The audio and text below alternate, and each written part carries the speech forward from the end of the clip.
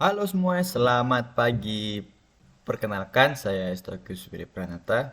Hari ini saya akan membahas topik yang menarik yang mungkin belum terlalu akrab di telinga kita semua, itu LAK dan EDM. Tenang saja teman-teman, di sini bukan genre musik ya, tapi dua pendekatan data dalam dunia pendidikan. Yuk kita mulai, apa itu LAK dan EDM. Oke. Kita hidup di zaman ketika data menjadi pusat dari hampir semua hal, termasuk dalam pendidikan. Saat ini banyak sekolah dan institusi mulai memanfaatkan data untuk membantu proses pembelajaran. Dua komunitas besar yang berkembang dari tren ini itu ada LAK atau Learning Analytics dan EDM itu adalah Educational Data Mining. Keduanya memiliki tujuan yang sama, yakni memanfaatkan data untuk pendidikan yang lebih baik. Oke, selanjutnya, apa itu LAK? LAK atau Learning Analytics yakni fokusnya pada bagaimana kita bisa mengumpulkan dan menganalisis data siswa, lalu melaporkannya untuk mendukung proses belajar. Jadi, tujuannya bukan hanya mengumpulkan data, tapi benar-benar memanfaatkannya agar guru dan siswa bisa mengambil keputusan yang lebih baik. Kemudian ada apa itu EDM, Educational Data Mining. Sementara itu EDM punya pendekatan yang lebih teknis yakni Educational Data Mining yang memiliki fokus pada eksplorasi data dengan metode algoritmik seperti clustering dan klasifikasi untuk memahami perilaku siswa dan lingkungan belajarnya secara otomatis. Kalau LAK sering digunakan oleh manusia, sedangkan EDM ini lebih ke sistem cerdas. Kemudian selanjutnya ini ada tabel perbandingan utama antara LAK, Learning Analytics, versus dengan EDM atau Educational Data Mining. Kalau kita membandingkan antara LAK dan EDM, yakni memiliki keunikan masing-masing. LAK mengutamakan intuisi manusia, sedangkan EDM mengandalkan penemuan otomatis. LAK cenderung holistik, sementara EDM lebih berfokus pada detail yang spesifik. Dan keduanya ini tidak buruk namun saling melengkapi. Kemudian slide selanjutnya itu kenapa harus berkolaborasi? Nah, pertanyaannya, kenapa nggak digabung saja? Kolaborasi antara LAK dan EDM penting agar kita saling melengkapi, mencegah pekerjaan yang tumpang tindih, menyusun standar bersama.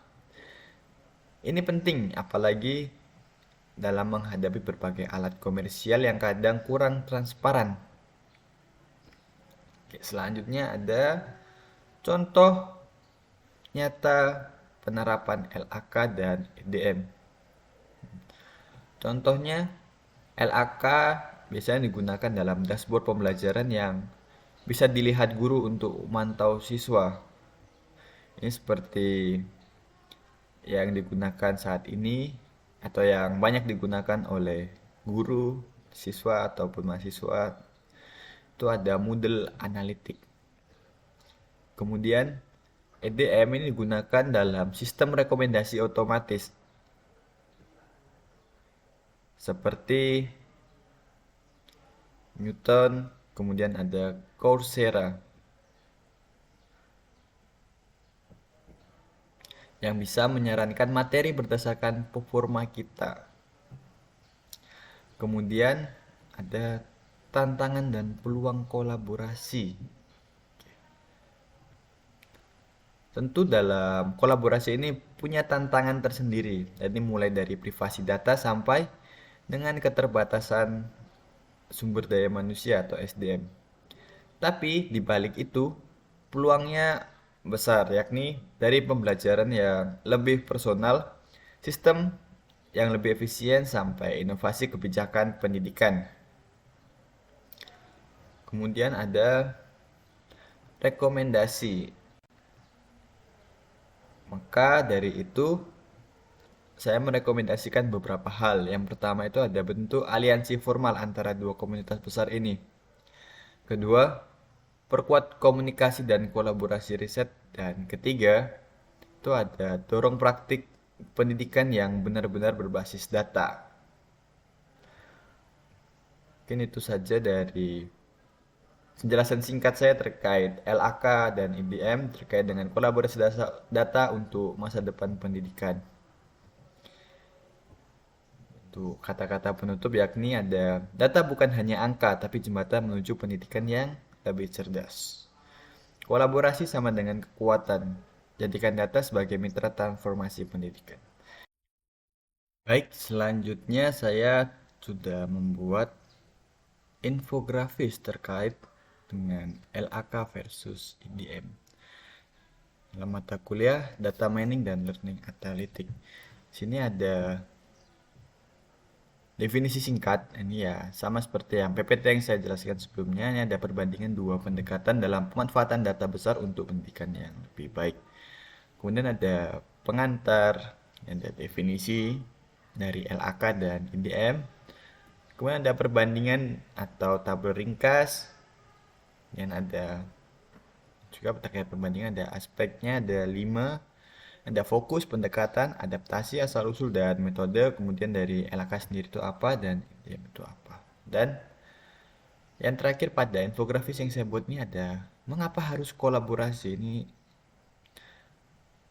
ada 4. Ini ada menyatukan kekuatan teknis dan pedagogis, kemudian menjawab tantangan dan komersialisasi tanpa dasar akademik, menyusun standar kualitas riset bersama, dan yang terakhir ada rekomendasi pembentukan analisis solar dan e-NIMS.